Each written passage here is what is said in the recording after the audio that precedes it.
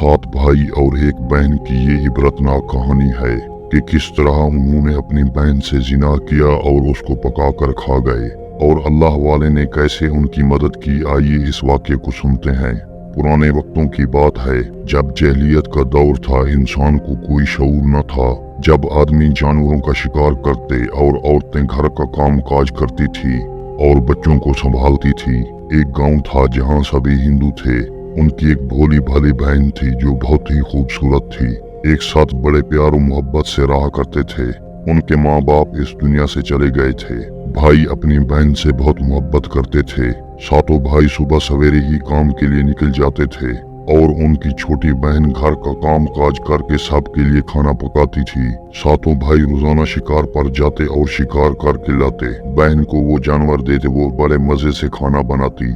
ऐसे ही दिन गुजर रहे थे। एक दिन की बात है, जब सातों भाई शिकार पर गए, शाम होने वाली थी। अब बहन अपने भाइयों के लिए खाने में सब्जी पका रही थी।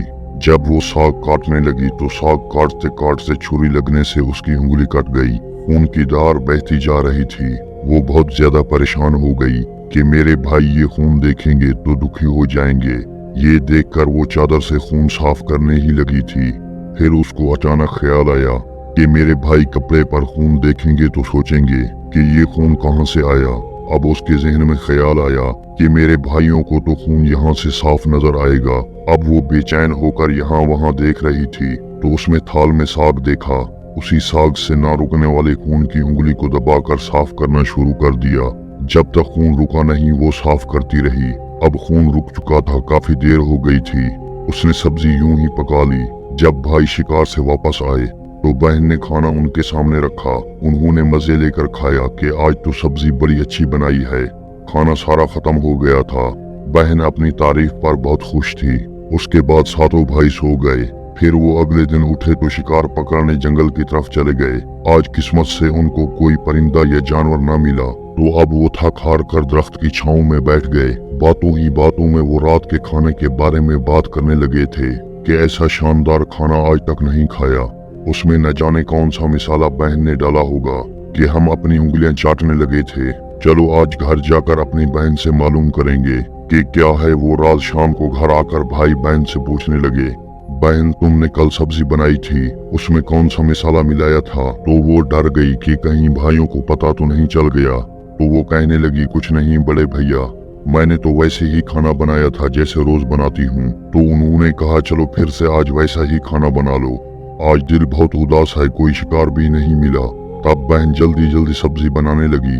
जब सातों भाई ने खाना खाया तो वो बिल्कुल भी कल जैसा नहीं था।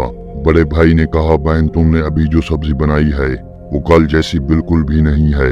कुछ तो डाला था तुमने, तुम्हें कसम है कि सच बोलो। तो बहन ने डरते डरते सब कुछ बता दिया। अब 6 भाई तो हैरान थे कि बहन का खून खाने में मिला तो खाना इतना लजीज हो गया। अगर उसके खून के कतरे सब्जी को इतना ज्यादा मजेदार बना सकते हैं कि हम उंगलियां चाटने लगे और बार बार वही सब्जी खाने को दिल कर रहा है कि वही सब्जी हम खाएं, तो उसमें कितनी लज्जत होगी। अगर हम अपनी बहन के साथ जिना कर लें तो जरा सोचो कितना ज्यादा मजा आएगा कि हम रोज उससे जिना करते रहेंगे और लज्जत पाते रहेंगे। रात को वो सोने के लिए लेटे तो उन्हें नींद नहीं आ रही थी। रात को वो ये मंसूबा बनाकर सो गए और सुबह भोली भाली बहन जो भाइयों को चाहती थी प्यार से उन्हें काम पर भेजने लगी। सबसे छोटा भाई जो 7वें नंबर पर था वो बहुत उदास था। वो उनके मंसूबे में शामिल नहीं था। वो अपनी बहन को कैसे बचाता था। 6 भाई एक तरफ थे और वो अकेला था। और वो 6 भाई जालिम जो जबान के जायके के लिए बहन से जिना करना चाहते थे। अब वो शिकार के लिए चले गए। शिकार के बाद उन्होंने ऊंचे टीले पर दरख्त से लकड़ी काट कर उसको ऐसा बनाया कि बहन को लगे कि वो रहने की जगह है। उनका इरादा ये था कि बहन को यहाँ लाएंगे और उसके साथ जिना करेंगे।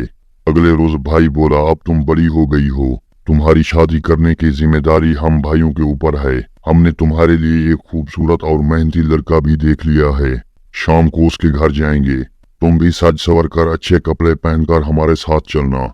बहन शादी का सुनकर बड़ी खुश हुई। जल्दी से माँ के दुल्हन वाले कपड़े पहनकर वो तैयार हो गई और घर से निकल गई। वो 7 भाई और एक बहन पैदल चलने लगे। जब चलते चलते बहन थक गई तो उसने कहा, बड़े भैया मेरा होने वाला ससुराल कब आएगा? बड़े भाई ने कहा, बस सब्र करो, थोड़ा सा रुक जाओ, अब वो लोग उस जगह पर पहुंच गए थे। भाई ने इशारा किया, वो देखो बहन, दूर छोटी सी पहाड़ी पर जो झोपड़ी है वही तेरे होने वाले शौहर का घर है। बहन खुश होकर तेजी से चलने लगी। बहन जैसे ही पहाड़ी पर चढ़ी, बड़े भाई ने छोटे भाई को इशारा किया कि उसे रस्सी से बांध लो। भाई के हुक्म पर बहन को बांस की दीवार से बांधने लगे। सातवां भाई दूर ही खड़ा था। वो लरज रहा था और कांप रहा था। वो ये नहीं चाहता था उसकी बहन कत्ल हो। वो अपने भाइयों से डरता था। अब मासूम बहन कहाँ मुकाबला कर सकती थी। वो शिकारी भाई जालिम बने हुए थे। उसको रस्सी से बांधा और तीर उठाकर सबसे बड़े भाई ने निशाना बांधा तो बहन हाथ जोड़कर बोलने लगी, तुम कैसे भाई हो, अपनी ही बहन के साथ जिना कर रहे हो। उस जालिम ने एक ना सुनी। जैसे ही उन्होंने अपना काम कर लिया, फिर उस जालिम शख्स बड़े भाई ने दूसरे भाई को कहा, अब तेरी बारी है, आ जाओ। बहन ने दूसरे भाई के सामने भी हाथ जोड़कर रहम मांगा, लेकिन वो भी बेरहम भूखा हो रहा था। वो बोली, कर लो तुम भी जो कर लो, लेकिन मुझे इंसाफ देने वाला रब मौजूद है। दूसरे भाई ने भी अपना काम कर लिया। इसी तरह बाकी चार भाई ने भी अपनी बहन से जिना किया।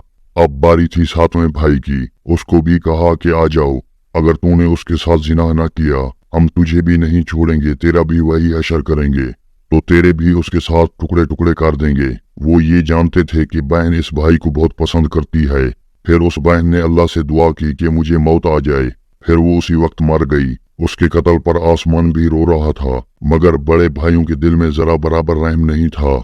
बड़े भाई ने फिर बहन के जिस्म की बोटियां की और छोटे भाई से कहा, जाओ जंगल से लकड़ियां और पानी लाओ। वो ये मंजर देखकर बहुत दुखी था। उसने पानी लिया और कुछ मछलियां पकड़कर वापस आया तो आग जलाई गई और गोश्त बनाया गया। वो भाई अपनी बहन के गोश्त से इंसाफ कर रहे थे।